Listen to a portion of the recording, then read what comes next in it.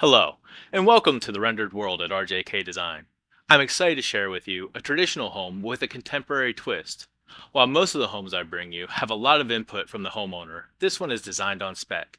So instead of having a lengthy list of needs, wants, and desires from our customer, I have to balance a unique design with trying to appeal to a larger pool of potential customers. Let me know how you think I did in the comments. Now, let's head on over to my desk as I explain how this house design went from nothing to a fully executable plan. And be sure to stick around at the end for a full tour of the final design.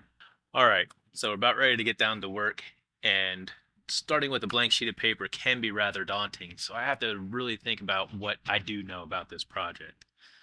So I do know where it's going to go. I know what lot it's going to be and what subdivision. And knowing that, I know that it needs to meet a minimum square footage. So I need to be at least over 3,000 square feet, which shouldn't be too hard to achieve.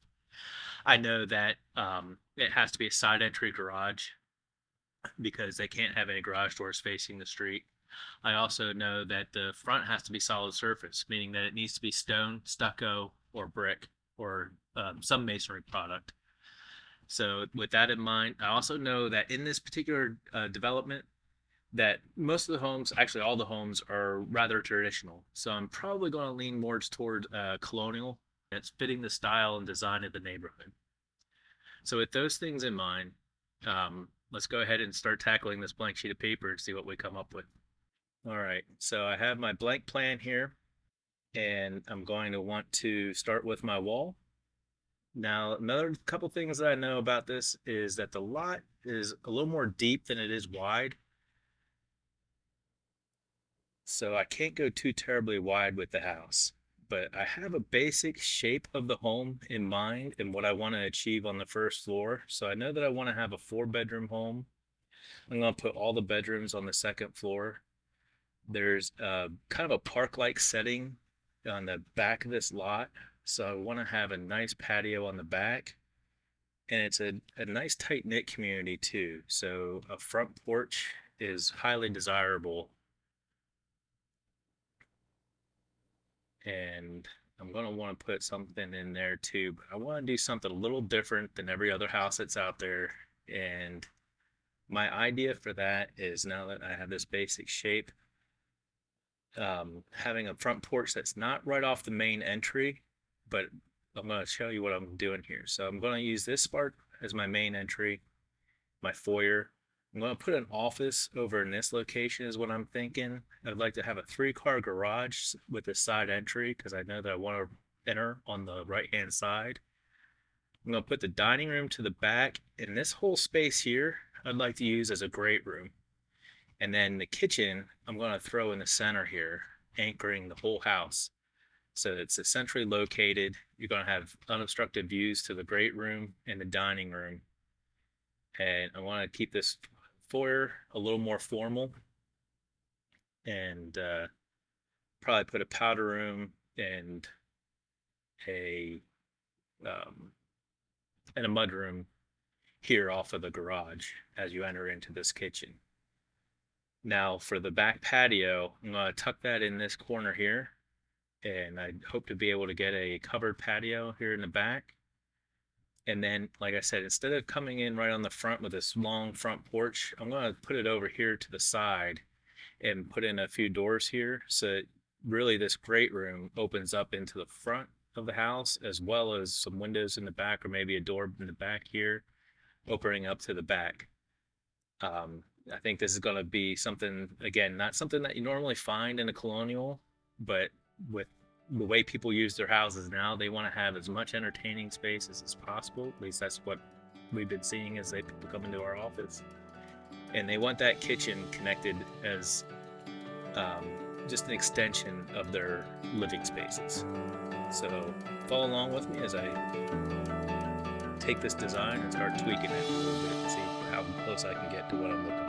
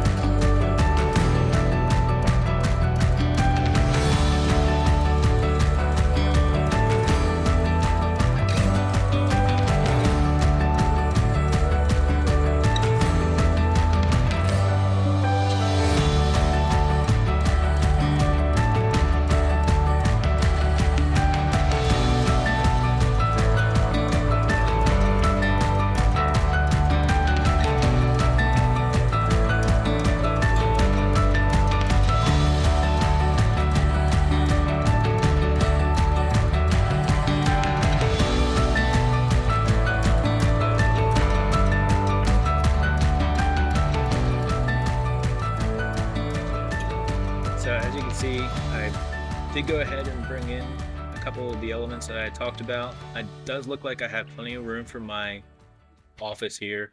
I've got more room than I really need for my foyer, so I'm going to try and correct that as I move forward. I'm still really liking the idea of having the great room here, putting a front porch that would be accessed from the great room, maybe from the side entry here, but definitely something that we can open up and expand that space to the outside, bring in some nature.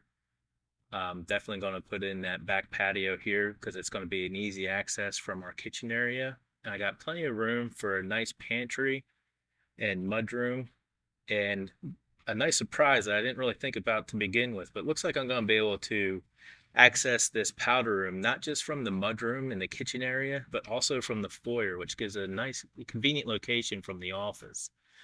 So, and I'm going to have a nice big dining room too. Again, all anchored by this kitchen. And the garage turned into a nice space. It's going to fit on the lot great. So let's go ahead and jump ahead. Now I put in some of the finishing touches here. So I was able to shrink this foyer a little bit, still get this nice grand entryway and stairs leading up to the second floor. And again, like I said, I got this powder room to be accessible from not just the mudroom, but also the office. So you don't have to walk around the stairs necessarily to get to the powder room from anywhere in the house.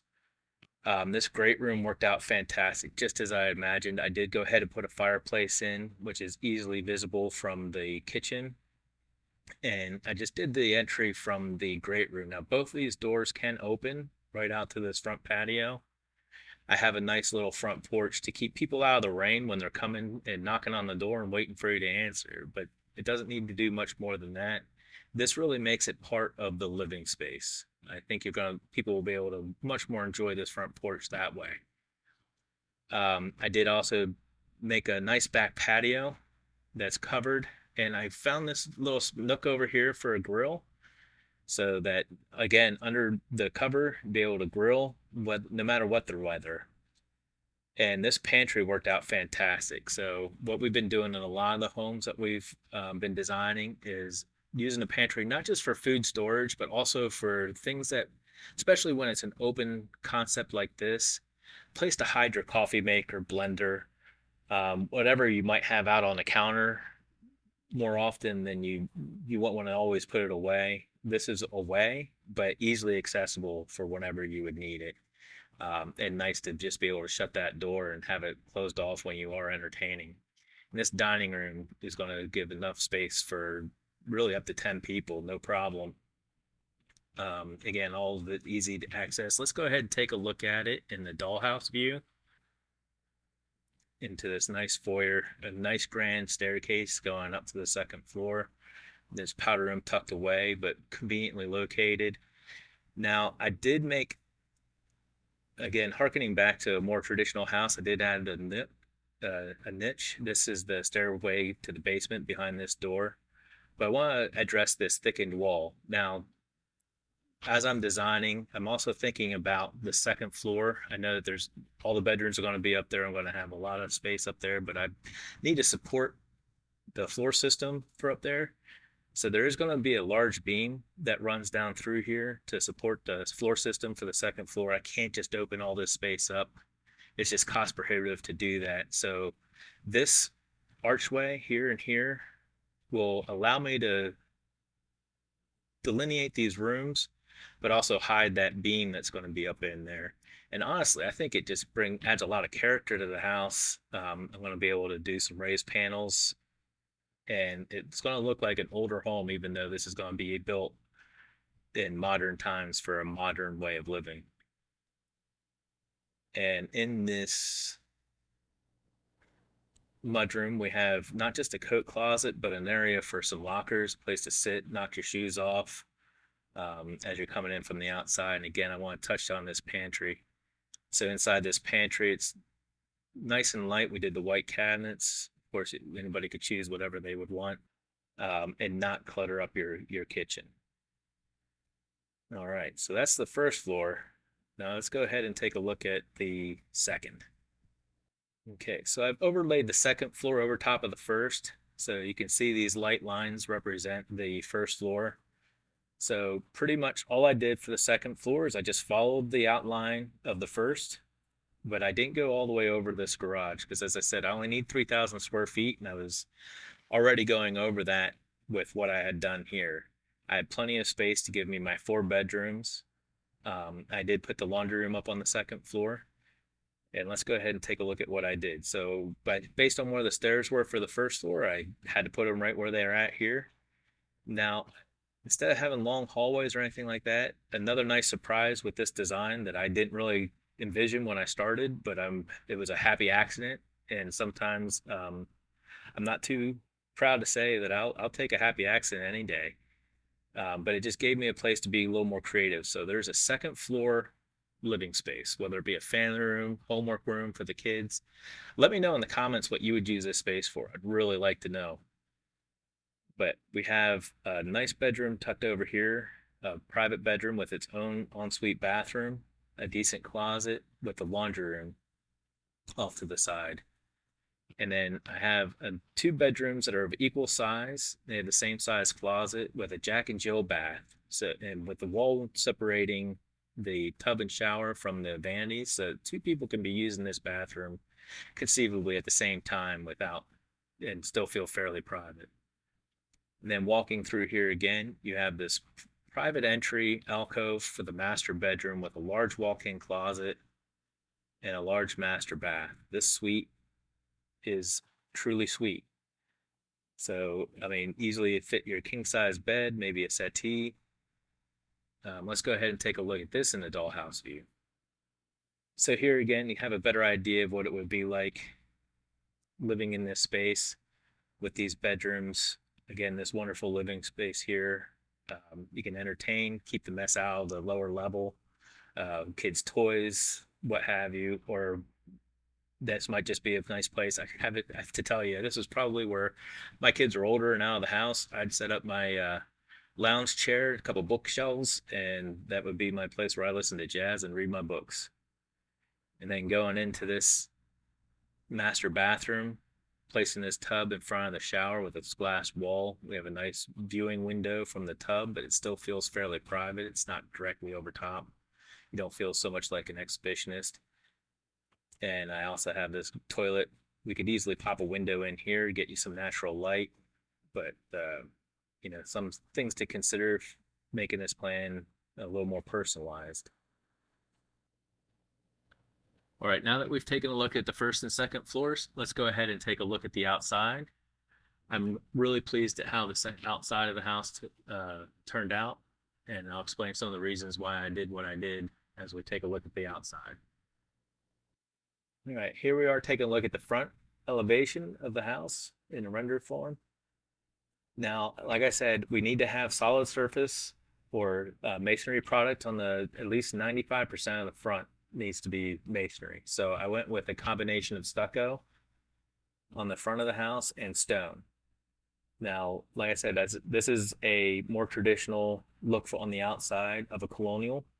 Now, this is an asymmetrical colonial where I do have the door off-centered. It fits in. And I wanted the look of with the 2 protrusions on either side of looking like they were recent additions. It helps to make it look like it has been there a little bit longer. And again, it's really difficult to place when this house was built. Now, I did dress up some of the stucco with these wider columns made out of stucco, nice trim, frieze boards underneath, but I kept it all one color. And I did decide to go with the black windows. Again, this would be accurate to historically accurate. So with the iron windows, of course, these are going to probably be wood with a vinyl clad. And I did black gutters and downspouts. And I also added these scuppers to the side, again, making it look like it's probably a little older than something that was built in the 2020s. But with a lot of the amenities that you want to find today. So swing around to the back. I added some stucco to the back here around that grill. Again, depending on what type of siding they use, I don't want to put a grill anywhere close to vinyl siding. I also want something that's fairly easy to clean up. the stucco seemed like the best solution for that. Got that side entry garage. And again, I just think this is a clean looking house. Doesn't have a ton going on, but when it's sitting out there, it's just going to look gorgeous. So I would love to hear what you think. Well, that's what sprung from this mind. I surely hope that you enjoyed the process of going from a blank sheet of paper to a full house plan. Please let me know in the comments what you liked or didn't like about this plan. I would really like to know. It helps to make me better. I would also love it if you've made it this far, hit that subscribe button.